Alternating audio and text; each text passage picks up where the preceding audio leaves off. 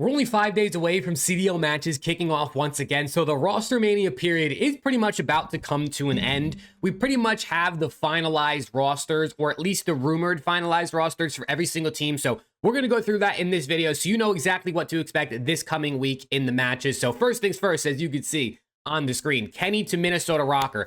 Jacob Hale tweeted this as officially signed, which to me means this is definitely going to be happening, right? Typically, they'll say like, oh, I'm hearing, Kenny to RØKKR, or the rumors are Kenny to RØKKR, but he tweeted officially signed. It has not been announced by the Minnesota RØKKR just yet, but Kenny to Minnesota is definitely an interesting move. The RØKKR team, a young squad of Nero, Geo, and Estriel, was one that people kind of talked about in the offseason, kind of like needing some leadership. Whatever you think about leadership in COD is totally up to you, but Kenny obviously brings that. Now, his individual performance and the kills he's able to get on the map have not been good this year, but with the slaying power Nero, Estriel, and Geo have when they're firing on all cylinders, with Kenny's leadership and his comms and the way he's able to manage the map with his teammates, this could be a really dangerous team and could potentially make RØKKR even more of a dark horse than they already were. Then we move into the Vegas Falcons, which had this original rumored roster last week in my last video we talked about. Pred, Arcides, Prolu, Orfello, obviously plus Exnid who's staying on the team. Now this has shifted from what it used to be. So now it looks like Priesta is headed to the Vegas Falcons in place of Prolu, who would have been taking the spot over Fellow because Fellow's going somewhere else, which we're going to touch on right after this.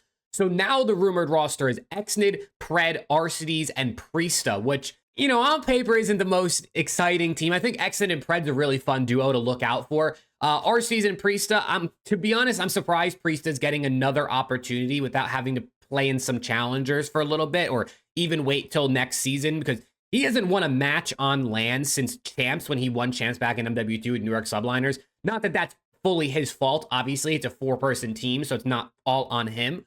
But he has not been that, I haven't been moved by Priesta's gameplay in the recent years. So this is definitely an interesting one. But Pred, Exnid, Arcides, Priesta is the rumored Falcons roster, which apparently we're going to be getting a Falcons roster announcement today, at least according to Ronnie here on Twitter, which makes sense. It's Monday. Like I said, teams are about to be scrimming today, Tuesday, Wednesday, Thursday, leading into the weekend of matches. Obviously, they want to get the most practice they can. And speaking of scrimming, the word on the street is FAZE is going to be scrimming OPTIC today. So if you want to watch the scrims with me all week long, and including today versus FAZE, I'll be live here on the channel watching the OPTIC scrims. But talking about who's replacing Priesta on Genomates, it looks like it's going to be Fellow heading over there to team up with his Challengers AR duo in Lunars, and then obviously Kismet, and then the rumored O Johnny is going to be replacing Linz on that team. Linz is now on the bench playing with one of the Omit squads down in Challengers. This is a team that honestly I think could be pretty interesting.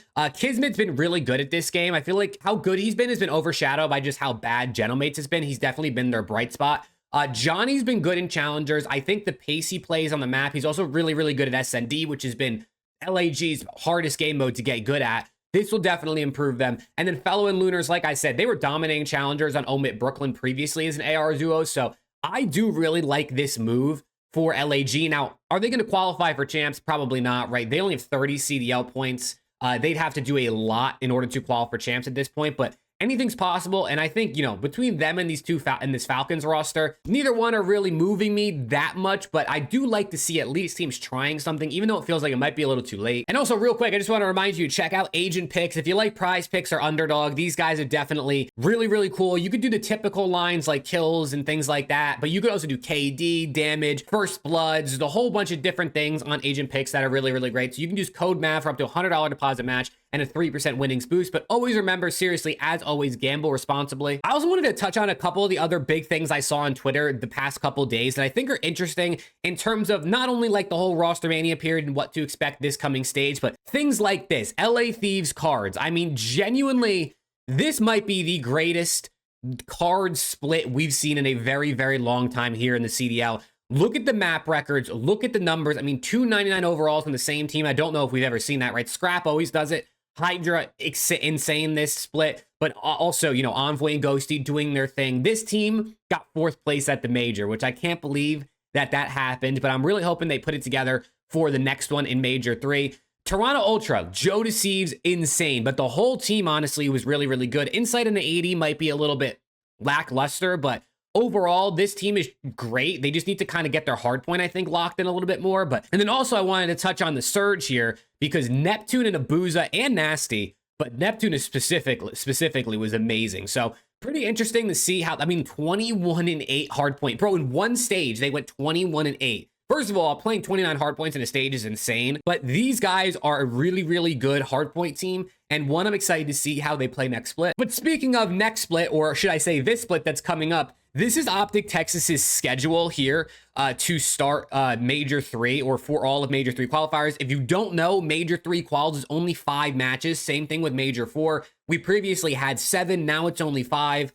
Why exactly that is, I'm imagining it's something to do with scheduling and booking venues for majors, because obviously that comes first. Whenever you can book the venues is the most important thing, and then you build the schedule around that. Literally this Friday, they play Minnesota RØKKR, which is supposedly going to be Kenny, right? Kenny is also the Optic Reaper.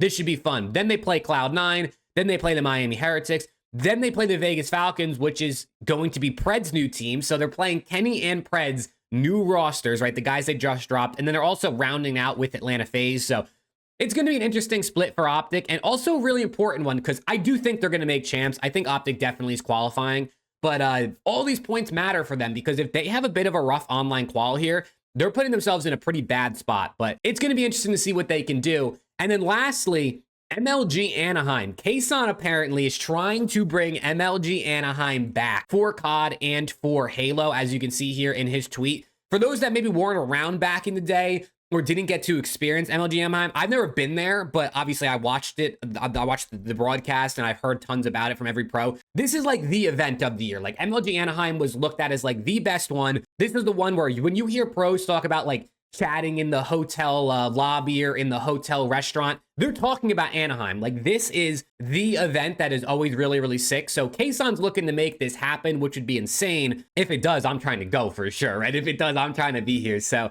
definitely going to be interesting to see if Kason can pull this off, especially because, you know, working with Activision to make these sort of things happen is definitely pretty tough, but Kason's got a lot of connections. He's just done a lot of great things for this scene, so shout out to Kason for sure. But yeah, man, we got matches this weekend. We got scrims all week, so basically watch parties every single day this week, right? From Monday through Sunday, I'm going to be live here on the channel watch partying something COD related. I also think challengers might have some stuff going on too, so we got a lot to watch this weekend. So if you want to stay tapped in, make sure to sub, put noties on so you know when we go live. With all that being said, man, hopefully you all have a good day, and I'll see you in the next one.